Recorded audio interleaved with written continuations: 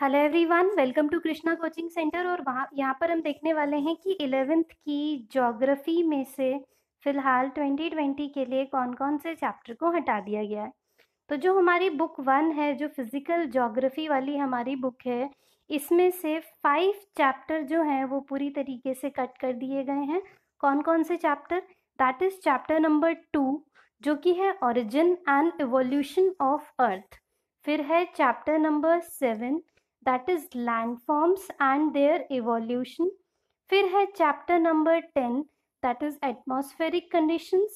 Then chapter number 12, that is world climate and climatic change. Then chapter number 13, that is water oceans. तो book 1 physical geography में से आपका ये 5 chapter हटाया गया है। देन कम्स हमारी बुक 2। बुक 2 में से इन्होंने जो हटाया है, सबसे पहले चैप्टर 2 है स्ट्रक्चर एंड फिजियोग्राफी। क्यों हटाया? क्योंकि origin and evolution of earth नहीं पढ़ोगे आप बुक 1 से, तो ये चैप्टर बिल्कुल समझ नहीं आएगा। फिर उसके अलावा यहाँ से हटाया chapter 4, that is climate, and chapter number 7, that is natural hazards and disasters. ये सारी चीज़ें इस ईयर के लिए फ़िलहाल कट कर दी गई हैं 2020 के लिए। आपकी प्रैक्टिकल ज्योग्राफी की बुक अगर स्कूल में लगी हुई है तो उसमें से भी चैप्टर 4 एंड 5 को डिलीट कर दिया गया है, हटा दिया गया है, ओनली फॉर 2020-21 बैच। अब इनमें से कौन से चैप्टर हैं जो इम्पॉर्टेंट हैं, जो सिलेबस में चाहे हो ना हो हमें पढ़ने हैं, ताकि आगे हमारा ज्योग्राफी का कंसेप्ट क्लियर हो। सबसे पहले जो बुक 1 में से चैप्टर 2 है, origin and evolution of earth, extremely important है।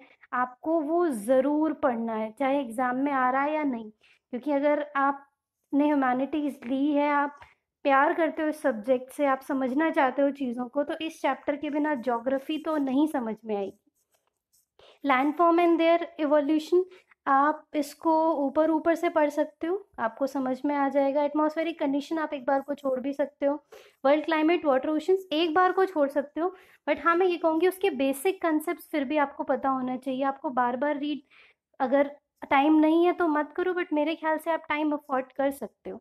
और बुक 2 में से chapter 2 is very important, structure and physiography. Chapter 4 climate या chapter 7 natural hazard and disaster, आप उसको थोड़ा बहुत पढ़ के देख सकते हो, ताकि बेसिक कंसेप्ट आपका क्लियर हो। ऐसा ना हो कि आपको कोई पूछे भाई कि इसके बारे में कुछ बताओ, आपको कुछ ना आए। So you have to read that.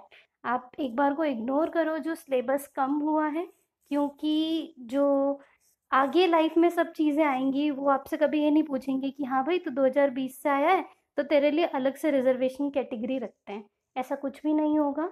So read everything, each and everything. We have enough time.